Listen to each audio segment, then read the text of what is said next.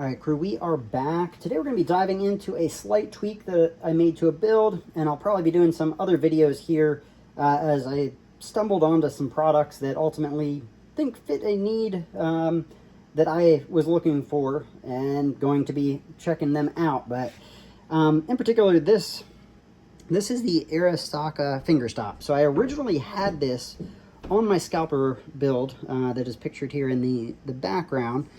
And ultimately, you know, I was looking for something minimalistic. It filled that need.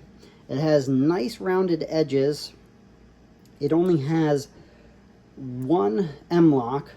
This is, well, when I was talking about minimalistic, this is, you know, maybe 3/4 of an inch or so. It's very short, very minimalistic, very light. I typically run a BCM CAG, which is not the most minimalistic, but I like the feel of it. So I was trying to, you know, try something different, you know, not be a victim of habit. Gave this a go. Ultimately, the way that this was setting up on my rail, I had it mounted up here. When I would go to pull back, would wind up with a big gap between my fingers, and it just did not feel comfortable. It didn't feel supported. And with it only having that one mlok slot, I could not go to a middle slot. So it got me looking at the Arisaka indexer, excuse me. And as you can see, I snagged one of them up, picked this up over at Brownells. I also found the finger stop over there. They had both in stock. So I've heard very good things about the indexer. So being the finger stop was kind of not fully fitting my needs. Again, I'm sure it will fit somebody's needs. But for me, just where it was lining up, it did not feel comfortable to me, or did not feel supported. So I went ahead, snagged up the indexer. This thing is 8 inch long. You can see it does not have the rounded edges that the indexer has, or sorry, the finger stop has. So a little bit more, what I want to call a little closer to the BCM CAG, in the sense that it's got a little bit more length to it, allows me to get my hand up around the front. I'm still able to, you know, reach both buttons on my Cloud Defensive Rain 2.0. So I think this is going to fulfill what I am after a little better. I may play around with the position a little more. These do have torque spits on here. They're T20s. I did go on their site and look up the torque spec to mount this, and it is 35 inch-pounds. So got this all torqued on there, good to go. Excited to get this thing out and play around with a little bit more. So far, you know, shouldering it, playing around with finger positions. I put my consistent at the front and my temporary at the back. And you're probably wondering why I have this gap. I have 2 D-balls, so I leave this wide open in the event that I decide, hey, I'm going to throw my IR on here. Haven't done it yet, but I always leave that there, and also provides me a consistent position for my buttons. With my URGI that I recently built, I am running a mod light, which has me considering swapping to the Cloud single button, but I'm also torn between whether to go consistent or temporary on. I've heard some individuals that have taken night classes do not like the temporary on, and kind of learned that by when they took a night class. So heavily debating swapping this, just unclear what I want to go with. Sidetracking there, but ultimately, yeah, the indexer here allows me to pull back, get the more pressure that I want pulling back, and, you know, feel more supported than I was getting with the finger stop. Again, not a knock on the finger stop. I'm sure it fits somebody's needs.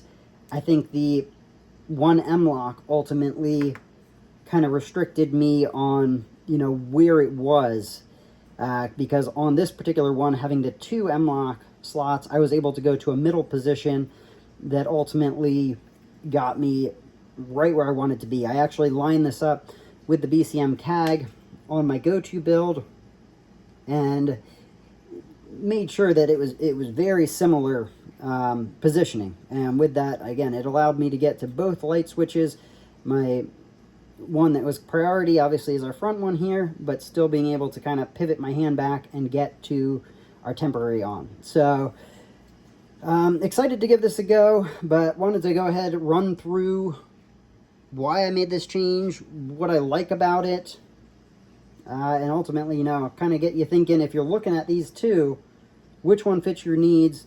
Look at where on your rail you're planning to mount it, because again, you're going to be restricted with the finger stop with the individual mlok, but still a great option. It's just a little more restricting on the mounting.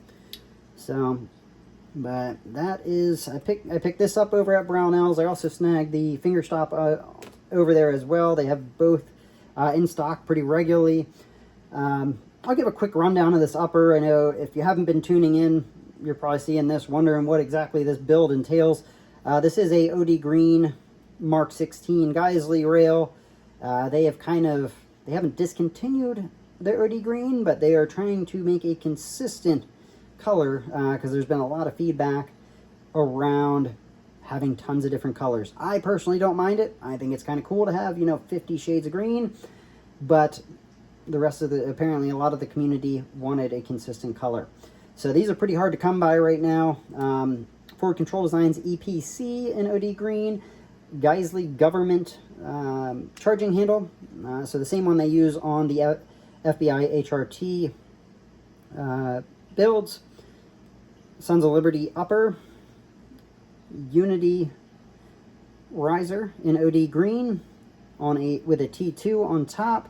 Barrel wise, I do have a Sons of Liberty in here. I kind of want to change it. I've been eyeing what I want. I think I want to do,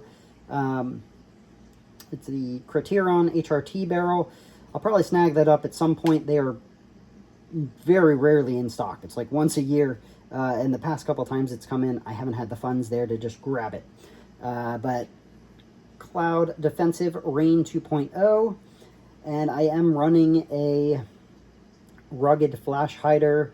I do need to run this thing a little more. I've got my go-to build, tends to get most of the work, so got to break this thing out more regularly. So that's what this thing is made out of, and it lives on my Sons of Liberty scalper lower back there that is a mix of Ford Control Designs and Geisley. So that's what I've got for you guys today. Definitely when you are checking out the indexer versus the finger stop, definitely consider positioning you're going to use. They definitely are, they're both great options. And I mean, the aesthetics on the finger stop, I think this is really well designed with just the way that it wraps. I personally wouldn't have minded them doing a little bit more curves on the edge here. Playing around with this, I will note that, bringing it up to shoulder after a little bit, you do notice this. But the more you run it, the less you're going to notice it. And I 100% agree that. So that's just me kind of acknowledging, the initial impression of running it, that it is going to take a little time to get used to that versus my BCM CAG that is, polymer and doesn't have the hardness of the metal, I guess is the best way to put it. But that's what I've got for you guys today. Again, you can find both of these, the finger stop, the indexer, over at Brownells.